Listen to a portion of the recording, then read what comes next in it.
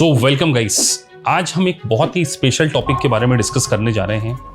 वो है यूएससीपीए फार सब्जेक्ट एक बीकॉम स्टूडेंट को और एक वर्किंग प्रोफेशनल को डिफिकल्ट लगता है। सो ये डिफिकल्ट क्यों लगता है और इसका क्या सॉल्यूशन है कि हम यूएससीपीए फार जो बहुत सारे बच्चों के लिए चैलेंजिंग होता है। देखिए, बाई प्रोफेशन में एक चार्टर्ड अकाउंटेंट और मैंने सीपीए की एग्जाम पास की।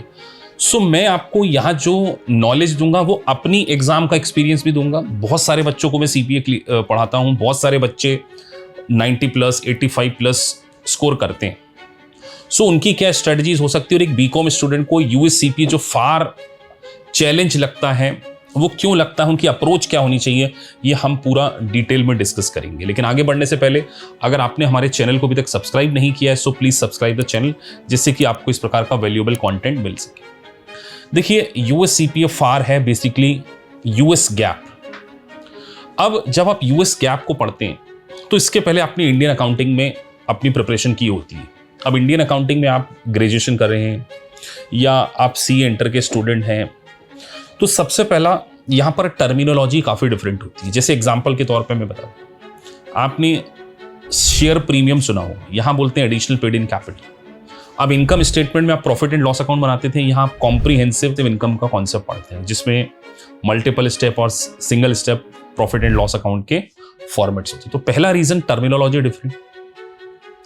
दूसरा, आपकी अप्रोच इंडियन अकाउंटिंग में क्या होती थी, जनरल एंट्रीज को पास करना, लेजर बनाना, बैलेंस शीट बनाना, बस यही करा आपने। लेकिन जब आप यूएस गैप पढ़ते हैं तो आपको ना बैलेंस शीट बनानी होती है, ना प्रॉफिट एंड लॉस अकाउंट बनाना होता, आपको इनके टास्क बेस्ड सिमुलेशन सॉल्व करने होते हैं और मल्टीपल चॉइस क्वेश्चन करने होते हैं। सो एमसीक्यू में भी लैंग्वेज काफी डिफरेंट होती है और टास्क बेस्ड सिमुलेशन एक केस स्टडी होती है। तो जब आप केस स्टडी बेस्ड सिनेरियो को, जो कि एक प्रैक्टिकल लाइफ के बेसिस पर हो, तो कई बार बीकॉम स्टूडेंट्स को स्ट्रगल करते हैं। तो अगर आपको यूएससीपीए के फार को फर्स्ट अटेम्प्ट में पास करना है तो सबसे पहले आपके यूएस गैप के अकॉर्डिंग बेसिक नॉलेज बहुत ज्यादा स्ट्रॉन्ग। अब देखिए, हम लोग जब आपको बेसिक फंडामेंटल पढ़ाते हैं तो हमारा ऑब्जेक्ट आपको 11-12 की जनरल एंट्री सिखाना नहीं होता। आप मेरा ना यूट्यूब पर एक लेक्चर देखिए, एक नहीं 2-3 लेक्चर मैंने डाल दिए, फाइनेंशियल रिपोर्टिंग फंडामेंटल्स। मैंने इसका नाम फाइनेंशियल रिपोर्टिंग फंडामेंटल्स क्यों रखा है कि जब यूएससीपीए के स्टूडेंट यूएस गैप को पढ़ने जाते तो उनमें जो गैप होता है ना, उस गैप को मैंने एक ब्रिज के थ्रू क्या करना है, कंप्लीट करना, फिल करना।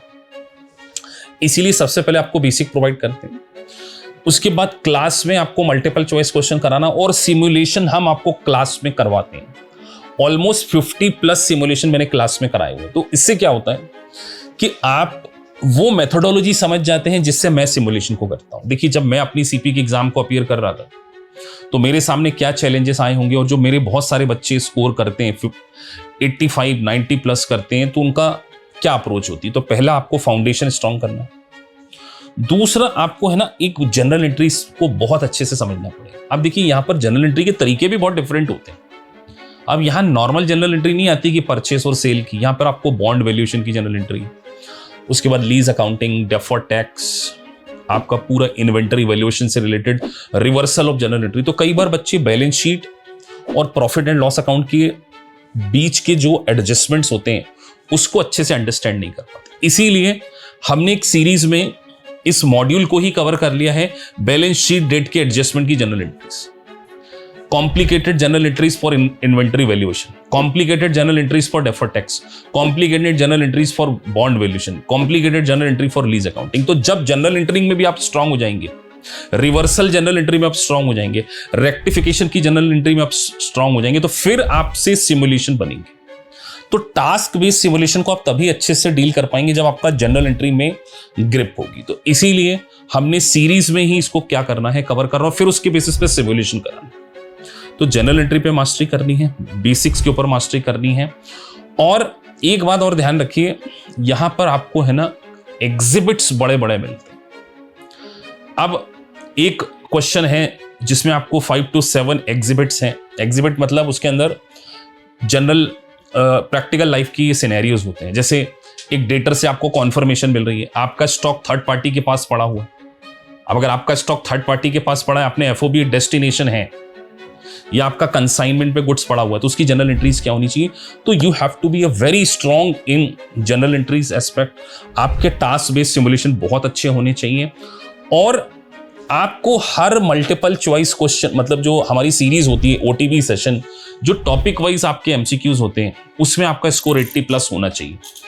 अब कई बच्चे क्या करते हैं, एक बार एमसीक्यू का सेगमेंट किया, लेट्स से उसमें 60% आ गया, 40% गलत है, वो 40% को इमीडिएटली सॉल्व करके उसको रट लेते हैं। हमें रटना नहीं है चीजों को, हमें अंडरस्टैंड करना। आप अगर चीजों को मगअप करेंगे आप कभी भी अच्छे से एक्सेल नहीं कर पाएंगे यूएससीपीए के फार।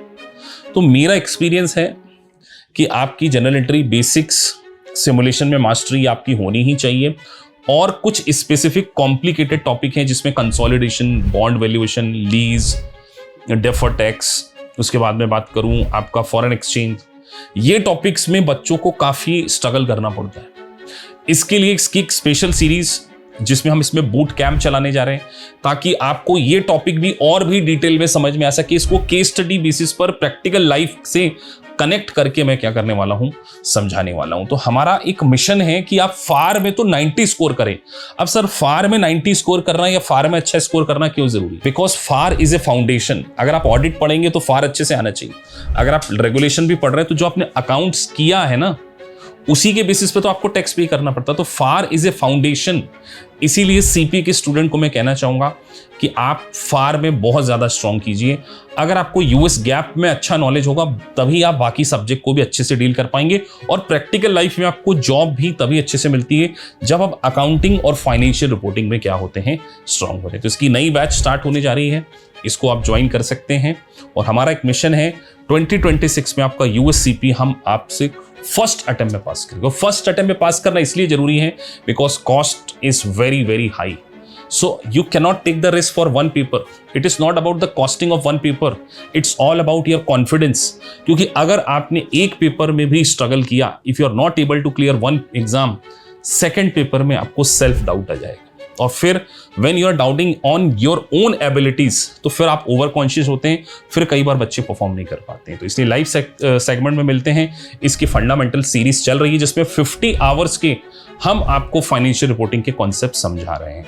So thank you for watching this video. अगर आपको वीडियो अच्छा लगा है so please like and subscribe the channel. Thank you for watching this video.